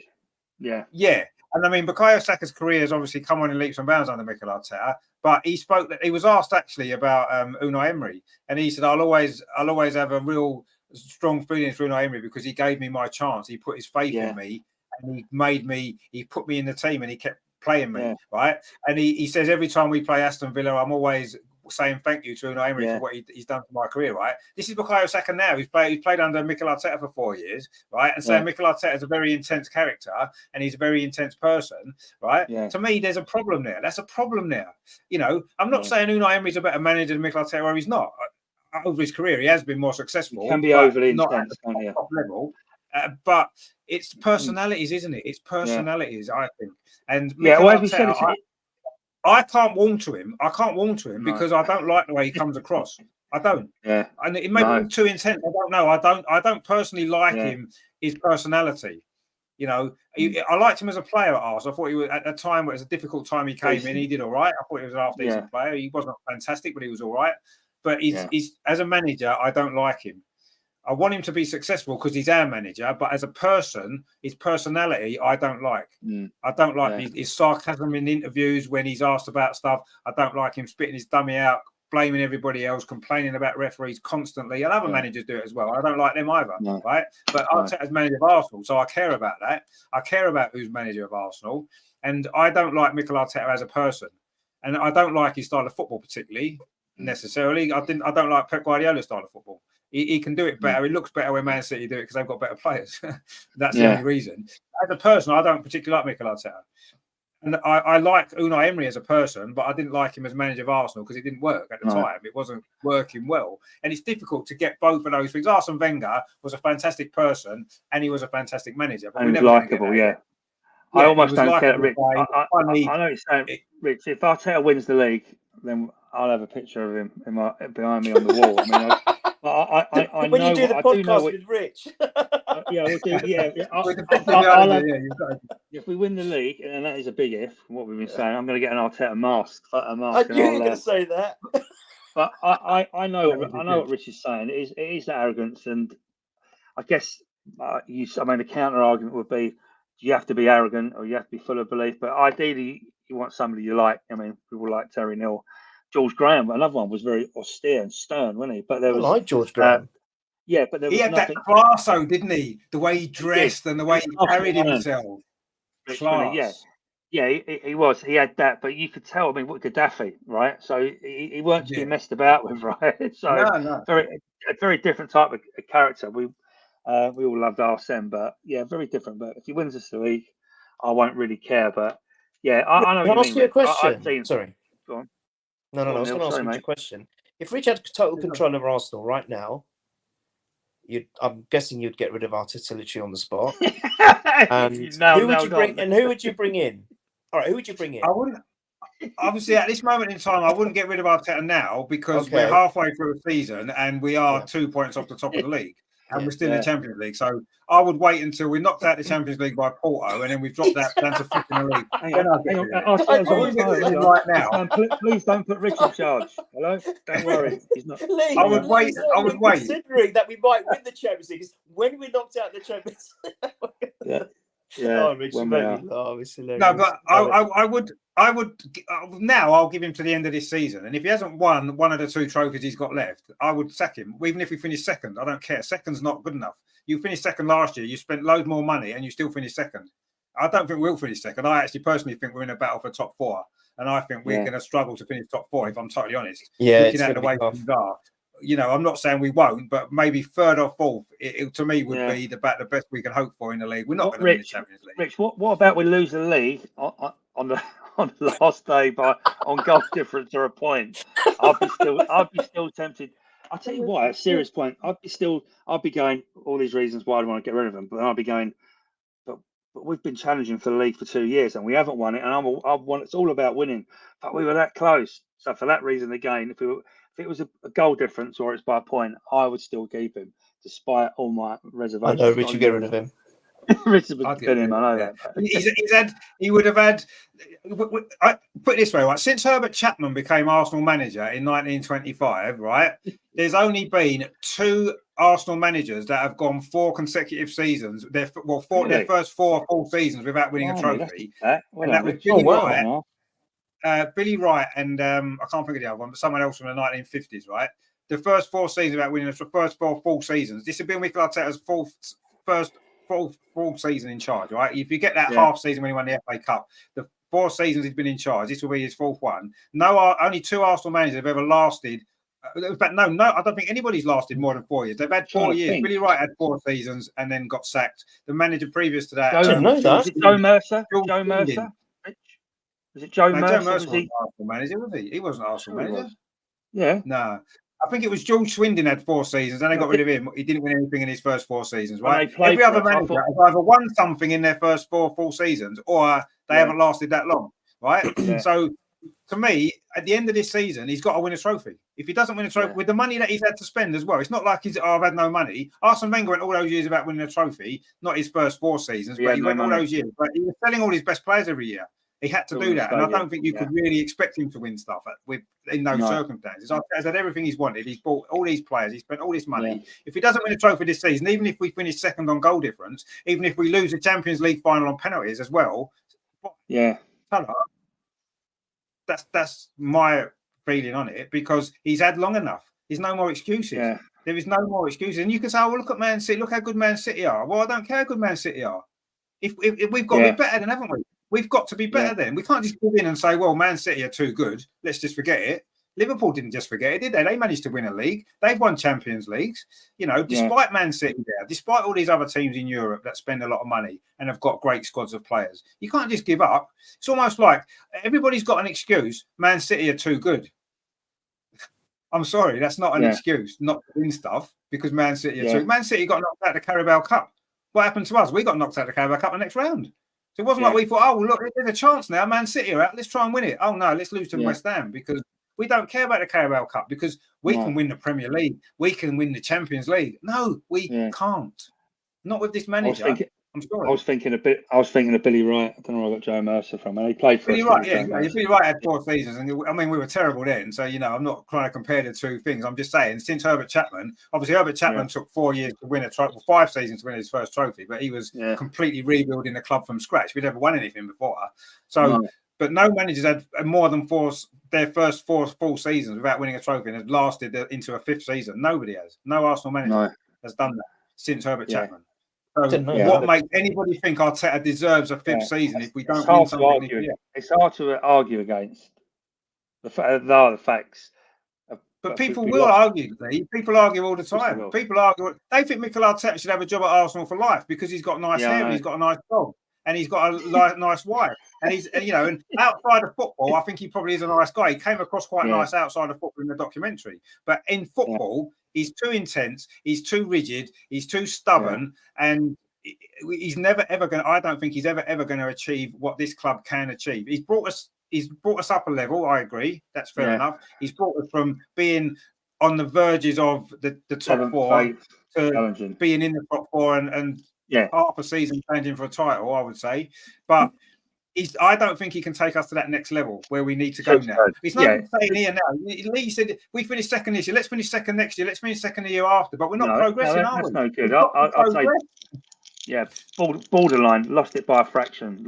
Then I'll be tempted. I'll be thinking, do we? Again, it's hard to argue against the facts, but I suppose it's a desperate time for us to do well. Last year was fantastic. I was buzzing. Yeah, I am more nice. Half of the season, though, Lee. It was half a season we were good. The second half of the season, we were just top 6. The second half of last season, we were top 6 in form. You look at the number of points we've got. 35 points is a top 6 half a season, isn't it? It's not. Yeah, we fell away. I suppose measuring it from we didn't really fall away to April, did we? So in terms of the months, again, if you looked at the points, it's top 5th or 6th form, I guess. But I love being up. It's great being up, and we're up there again. So I am loving that. But despite evidence to the contrary, we're up there. And if we stay up there and we're challenging and we're close, I'm still with him for now. Who of City? I mean, Neil, you'll never sack him, Neil, would you? You'll never sack Arteta. No, I'm not. No, Rich. I wouldn't say I would never sack him. I just think at the moment it would disrupt it. I think if we did it now, it would be catastrophic. There's no point. Even you admit that, Rich. I wouldn't do it now. I think the thing is, it's not about what I would do, Rich. The point is, it's not going to happen even in the summer. It isn't going to happen. This board is not going to get rid of Mikel Arteta in the summer, no matter what happens from now. What if we finish 5th or 6th, Neil? What if we finish 5th or 6th, get knocked out of the Champions League fairly early, so we're not in the Champions League? Yes, we haven't won a trophy. Then I think. But I would. My argument is, and I'm not evading the question. I think questions have to be asked. Very serious questions have to be asked. Do you think they would sack him? Who would we get? I don't know who we would get in. That's fine. Do you think would we sack him if we finish 6th? Would we? Yes, would we sack him? Will we sack him, or would I sack him? Would we? No. Would you think the club will sack him if we finish 5th or 6th? No. I can't see it. I agree with you. I don't think we will either. I can't see it. They will not sack him because they will look at what he's got. He said, well, all right. He said, we've had a bit of a blip this thing, but look what he's done for us in the last 2 seasons, really. And they won't look at it. They'll also see the fact that he got us back in the Champions League. So that's the problem. I would be shocked. If we get knocked out of the Champions League and we don't make it in the Champions League this summer, I actually will be shocked if he is sacked, even despite that failing. No way. Even despite that failing. No, I agree. I don't think they will sack him. I agree with you. I think he's there for another season at least. Yeah, at least. No matter what. Because they'll go. We had a season in the Champions League. Maybe we'll get back in the Champions League. Exactly. That's the way they'll look at it. They're money men. Yeah, exactly. So they've invested a lot of investment time and money. And you know what? look, and I know the board have been splashing out on players and giving us the money, which is great. No one can complain about that too much anymore. But are they going to really, if you want a top quality manager, you're going to be paying what, 14, 15 million for them now, at least? Arteta's what, on probably. 6? That's the Yeah, thing. They're struggling not on going to 6 want to or splash 7. out another 10 million extra to maybe get someone else No. in. They'll just say, oh, he's all right for the job again for another season. Yeah, I agree. That's what will happen. That is what will happen. I agree with you. I don't think I can't. I was thinking about this not that long ago. It may have been over Christmas when we were not scoring goals and we were losing games. But I was thinking, how bad will things have to get for them to sack Arteta? How bad will it need to get again? You know, he survived when we finished 8th. He survived when he knocked us out of Europe. He survived blowing the top 4. What is he gonna? How bad can it get? From an Arsenal perspective, obviously, you've got to look at Arsenal's history. Us finishing 8th is as bad as it's been for years and years and years, right? And not getting in Europe at all. That was the first time in 25 years, right? So that's as bad as things get for Arsenal. To me, how bad would it need to be? They didn't sack him then. How bad would it need to be for them to sack him? I can't see a solution unless we get relegated. And I'm thinking 8th by Christmas. 8th, if we was 8th, so if we fell away in the league this year, out of the top 4, right? 8th, if we was 8th at Christmas, then he'd run the risk of being sacked, I'd say. He'd run the risk of being sacked. yeah, he'd run the risk. I'm not going to stick my neck any more than that. The high risk of being sacked. Oh, stop it, lads. Stop it. He's not going anywhere, lads. He ain't going nowhere. And that's the thing. If I sat and said, "Oh, they'd definitely sack him," I'd be thinking, "No, they won't." No, they won't. Even that's what I'm saying. I don't know how bad it would need to be. I can't come up with a scenario. But yes, relegation, obviously, but we're not going to get relegated because we're Arsenal. No, right? But I can't think of a scenario that's likely to happen to get that bad enough for them to sack him. I can't see it, and I think that the only thing that would maybe force it would be pressure from fans, right? And it seems that a majority of our fan base are quite happy plodding along and being, we're in the top 4. We've challenged for the league title, and I don't know. I think as fans, we should be demanding more. Yeah. We should be demanding more. How times have changed. Wenger was getting us in the top 4 season after season, and they wanted his head. The fans. Yeah, I know. Yeah. Do you remember the helicopters, the airplanes flying over Wenger? We were like, for the league at the time. I may be pro Wenger, but that some of those behaviour from some of those so-called, I don't even call them fans, was beyond a joke. No. Yeah. The stupid helicopter, geezer telling him, swearing at him. Which game was it? Was it away to Stoke? And he called him an old goat or get out of our club, you old so-and-so. Yeah. Absolutely disgusting behaviour. Wenger was nothing but class. Right, he may have had his failings here and there, but who doesn't as a human being? Who doesn't as a human being? And he truly loved this club. I think he was so hurt when he was outed, when he's asked to go. That's why he didn't come back for a couple of seasons. He only came back last season against West Ham. Was the first time that he made an appearance because he felt so hurt by the club. Yeah, and 6 years. All right, maybe it was time for him to go. That's fine, but you don't treat him like dirt. Because he did not deserve that. No, he didn't. I agree with you. Yeah, and I'm getting kind of to the point where a lot of Arsenal fans will bring up Wenger and say, "Well, Wenger didn't win anything for all those years, and nobody, and he kept his job." And all he said, "Yeah, but look at what Wenger had to go through. Look what he did. He had to, we moved to the Emirates. He had to sell all his best players, and he still kept us in the top 4 for 21 years in a row." You know what I mean? A couple of times we were challenging for the league. Arteta couldn't do that. Arteta's managed it once in 4 seasons. We beat Barcelona with Shamak playing up front. Semi-final of Champions League. Sanogo won the FA Cup. Who? Can you imagine Arteta having Sanogo in his team and winning anything? You're joking. No, it's never going to happen. Never going to happen. Stop it. Stop making me laugh. Oh, God. But, he did. You know what? There was not another. I don't think there's a manager on this planet that could have kept us consistently in the Champions League, having to negotiate the finances of that stadium because he had no David Dean anymore to help him. He was completely on his own. And I think a lot of what David Dean did also fell on his lap to save money because we didn't have to pay that extra to David Dean's salary. So that fell on his lap. So not only was he having to do David Dean's job, but he's also having to coach the players on the pitch. And then he was losing each and every season. He was losing 1 or 2 great players because we had to finance the stadium. So he was dealing with all that. And yet and yet he was still getting us in the top 4, and people were moaning and complaining and getting upset. I said, well, look at the bigger picture, lads, or not should say lads. Look at the bigger picture, supporters, Gooners. You know, it's ridiculous. Yeah, absolutely right. Absolutely right. I mean, I still can't get my head around. I know a lot of these are newer fans, maybe over the last few years, you know, younger fans and stuff like that maybe don't understand the history of the club in a certain way, and you know, they don't really understand the Arsene Wenger years and all that kind of stuff, and all they see is modern football, and they see Pep doing this at Man City, and they see Klopp doing this at Liverpool, and that's all they really know. And I don't know. I kind of think that may be the situation a little bit. But there's a lot of the older fans that do that. You've seen them on the bloody socials, Rich. They get on the and they act like idiots. You think, hang on a minute, how old are you? How many years have you supported Arsenal? You should know better. You should know a lot better. Actually, you're right. You are right. Actually, you think about us three here. Yeah. We all went through the 80s, watching a mid-table team at best, doing nothing. We never fell away from it. We didn't go on Twitter or whatever it was and start going, oh, you've got to get him out and all that rubbish. We had Chris White up front. Stupid. Rafael Mead. I remember that. Now, he scored in one. Do you remember he scored in that game when he played up front against Aston Villa? He got 3, Rich. He got a hat-trick. No, he scored 1 in that game.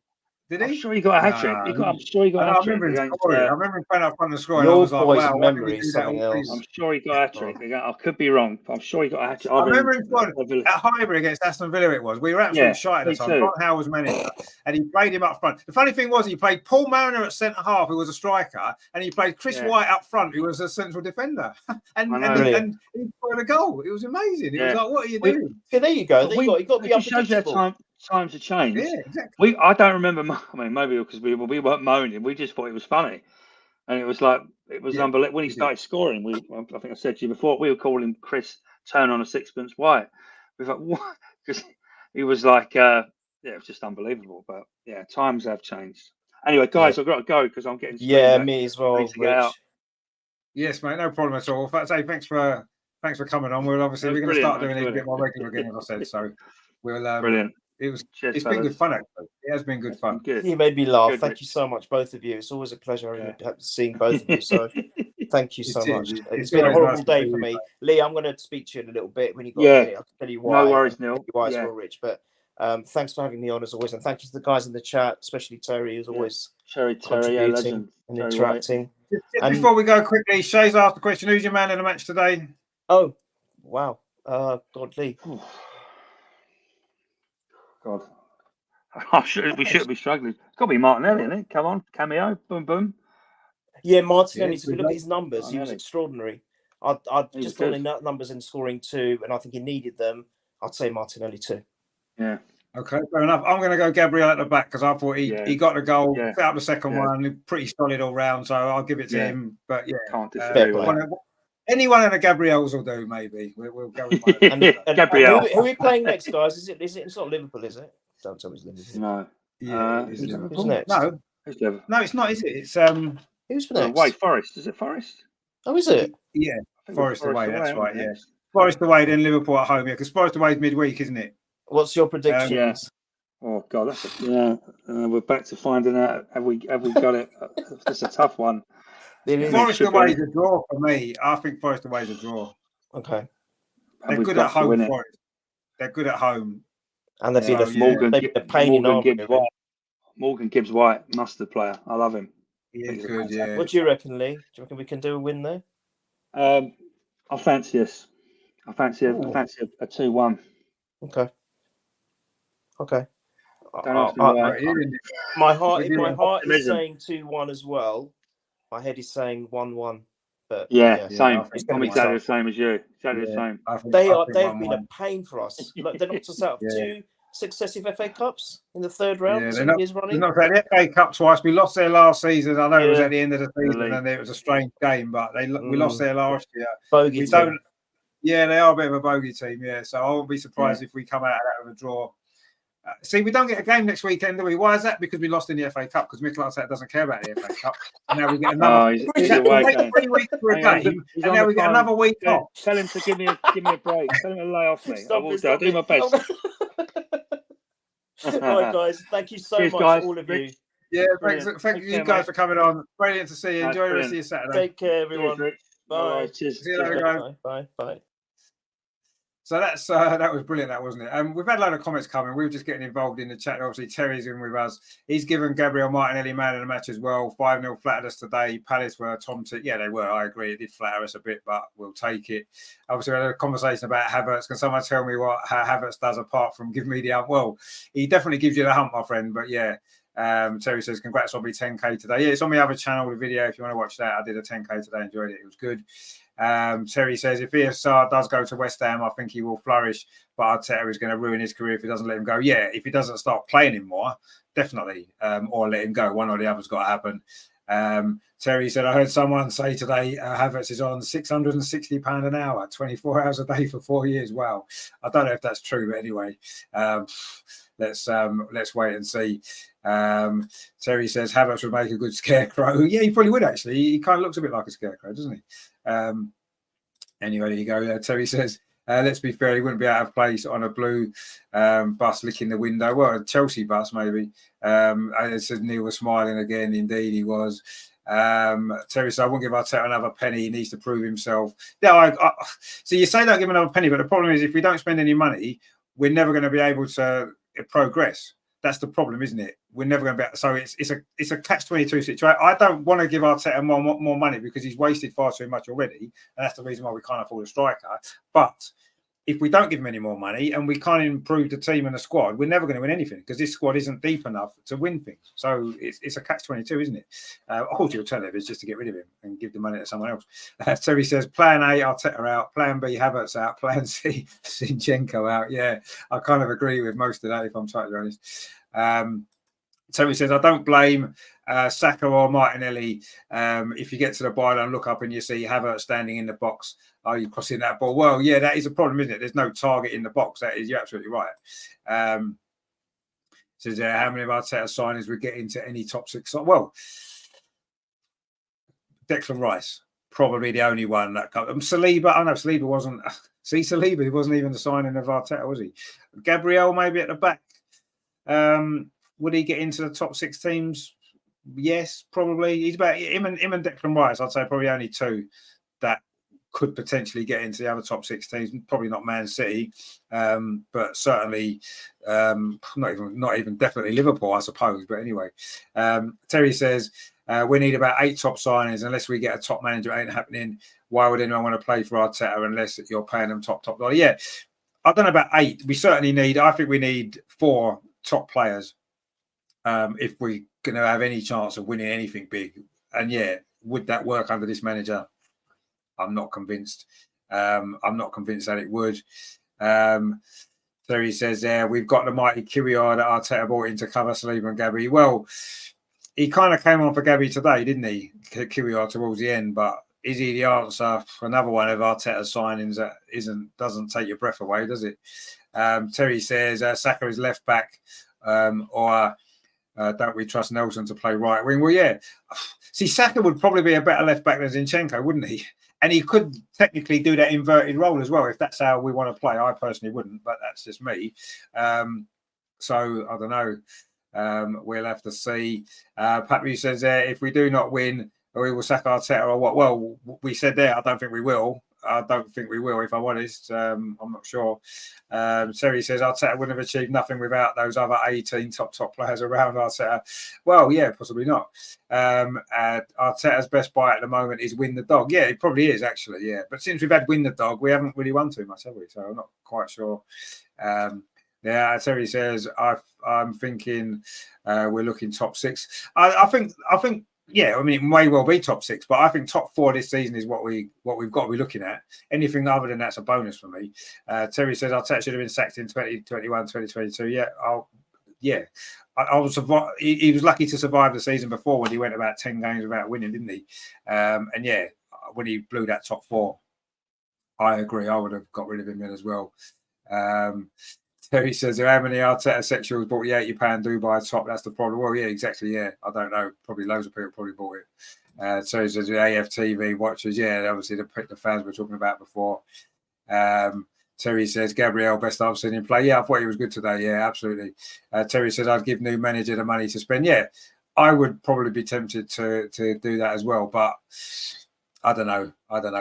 We won 5-0 today. Look, I know it seems to have been. I know we had some fun, didn't we? It was a fun show, which is what it's about more than anything. We have a laugh. We don't always agree with each other, and that's fine. We have a laugh about it, don't we? And yes, we did win 5-0 today, and it's put us 2 points back off the top of the table. Yes, teams got games in hand and whatnot, but it wasn't a performance, as we said, that fills me with a great deal of optimism that we're going to now go on a big run. We've got 2 tough games to come, not in a Forest away, as we said, never easy. It's never an easy place to go. They've got a decent enough record at home. Nuno's a new manager coming. They've picked up their form. Our last away game wasn't great, was it, at Fulham?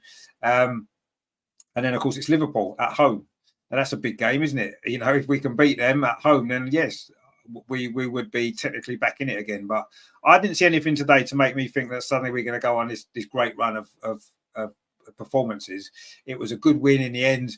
It was a flattering win. There's no way that should have been a 5-0 game. 2 set pieces, 2 stoppage time goals, either end of the game, really. It wasn't that great performance, but yeah, we got the win, and we've got to be pleased with that. But yeah, it doesn't, as Lee rightly said there, it doesn't, it doesn't change anything. It doesn't answer the questions that we've had over the last 3 or 4 games when we didn't do so well. That game today didn't answer those questions. All it did was we scored some goals that we haven't been scoring. But yeah, I agree. Stu says there, Palace is a terrible club. They sought to evolve. Vieira brought through Elise and Eze. Look at the state of that team. Bar both centre halves and Eze today, it's putrid. Easily be Preston or Coventry. Yeah, I agree. They are in a bit of a mess. Stu said, I knew the knocks to Elise would mean an easy game for Arsenal today. The twin threat makes them a relevant side. And I do think as well, we did mention it earlier in the show that we think maybe Roy Hodgson has, he's got to the point maybe in his life now, his career, where he doesn't really need the stress and the hassle of it all. And I think today you could kind of see he'd almost resigned himself to the fact that they were going to lose. And they're in a bad place. They sacked Vieira to get to go backwards and get Roy Hodgson back. Crazy that was. I mean, I would have stuck with Vieira a little bit longer.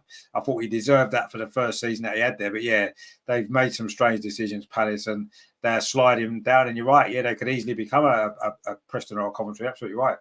But we'll see. Stu says, back to painting his model railways. Yeah, maybe that's what he'll do. But yeah, I mean, I do think he's reached the end of his football career. I think he's had enough, and fair play to him. He's done it for a long time, hasn't he? So he deserves to retire and go away and enjoy himself rather than put up with all that stress. And maybe that's what will happen. And where Palace go, their next manager will be. We'll have to wait and see. But yeah, they were really poor today, Palace. We were okay. We wasn't brilliant. We played okay. A couple of set-piece goals, which was good. A really brilliant counter-attacking goal. And then, of course, Martinelli's great finishes at the end, where they're the sort of goals that you only really score in stoppage time. Well, he does, particularly, when the game's won. If the game's 0-0 or it's 1-1 or we're losing 1-0, Martinelli doesn't score those goals. We don't get those opportunities to anyway, because the other team would be defending deeper, wouldn't they? They wouldn't give him that space. But yeah, it was what it was. We won 5-0. I'd have took a 1-0 today just because we needed to win following the run that we were on. The fact we won 5-0 doesn't really make any difference to me because of how poor Palace were and the circumstances of the goals and the way the game was won. Stu says, yeah, fair play to Roy. He saved them, but they need a La Liga mind similar to Traola, but they slept on him. Yeah. Lopetegui with less of the nonsense he had at Wolves will be a good fit. Yeah, I mean, let's see what happens. I mean, at the moment, Roy's still there, isn't he? But yeah, I think his days might well be numbered. But let's see. See where he goes and what happens there at Palace. But yeah, we've got our own kind of not problems, but we've got our own issues that we need to solve. There's still a lot to play for this season, and we've got to make the most of it, really. And today hasn't filled me with a great deal of optimism, if I'm honest. We beat a very, very poor side quite comfortably in the end, but yeah, it wasn't a brilliant performance, really, was it? And I say it certainly hasn't answered the question. So, but anyway, we won the game, and we should be grateful for that. Obviously, thank you very much to Lee and to Neil. Great to have the guys back on.